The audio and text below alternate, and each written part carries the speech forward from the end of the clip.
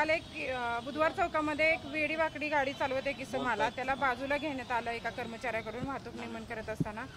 तर त्याला बाजूला घेतल्यानंतर तोंडाचा वास येऊ लागल्यामुळे, दारू पिल्याचा वास येऊ लागल्यामुळे चेकिंग करण्यासाठी त्याला कार्यालयात आणलं.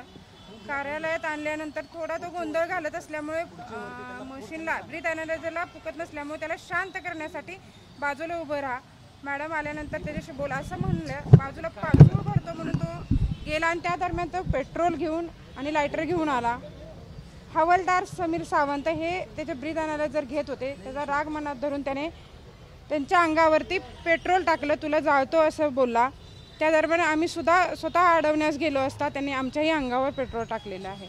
कायदेशीर कारवाई आम्ही विश्रामबाग पोलीस स्टेशन येथे गुन्हा दाखल करण्यात आलेला आहे. आणखी एक जे तुमच्यासोबत हवालदार होते ते कोण होते आणि आरोपी एकूण किती होते? हवालदार समीर सावंत हे आमच्यासोबत होते. त्यांच्या अंगावर प्रथमतः त्याने पेट्रोल टाकून जाळण्याचा प्रयत्न केलेला आहे. आम्ही अडवण्यासाठी गेलो असता आमच्याही अंगावरती त्याने पेट्रोल टाकलेलं आहे. कुठून आणलं होतं त्याला? वेळ एवढा कसं? पुढील तपास विश्रामबाग पोलीस स्टेशन करत आहे. किती वाजता?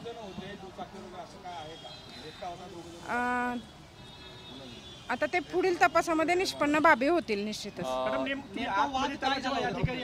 नेमकं झालं काय? त्याला बसवलं, त्याच्यावर तुम्ही कुठली कारवाई करणार होता की त्याचा विरोध होता? नेमकं काय झालं? तो दारू पिल्याचा वास येत असल्यामुळे ड्रंक अँड ड्राईव्ह हीच कारवाई करणार होतो, कारण दुचाकी चालवत आलेला होता तो. त्यानुसार आम्ही कारवाई करणार होतो. दारू पिलेला इसम हा थोडा ब्रीथ अनालायझर मशीन आहे ते फुंकण्यास नकार करत होता, थोडा गोंधळ घालत होता. त्याच्या तोंडामध्ये काहीतरी खाल्लं होतं, त्यामुळे पाणी तोंड धुण्यासाठी तो गेला. त्या दरम्यान त्याने ते कृत्य केलेलं आहे. बरं, हा सगळा जो प्रकार घडला तो बाहेर इथे घडला की आतमध्ये आपल्या पोलीस स्टेशनमध्ये घडला, म्हणजे कार्यालयात? फराज खानाच्या कार्यालयाच्या मध्यभागी, आतल्या कार्यालयाच्या मध्यभागी घडलेला आहे. या सगळ्या घटनेचे सीसीटीव्ही आहेत काही? नाही, तर ते तपासामध्ये निष्पन्न होणाऱ्या बाबी आहेत. कुठं घडला इन्सिडेंट, तिथून कसं आणलं, कसं काय काय झालं, जरा सविस्तर सांगा.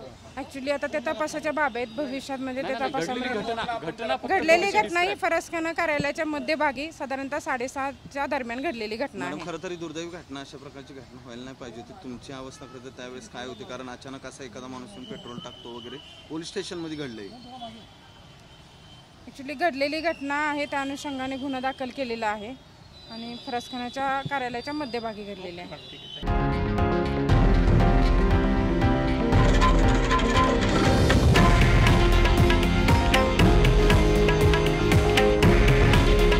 हे आहे देशातील नंबर 1 न्यूज नेटवर्क आणि आपण पाहत आहात TV9 मराठी. काळजी तुमची, हित महाराष्ट्राचं.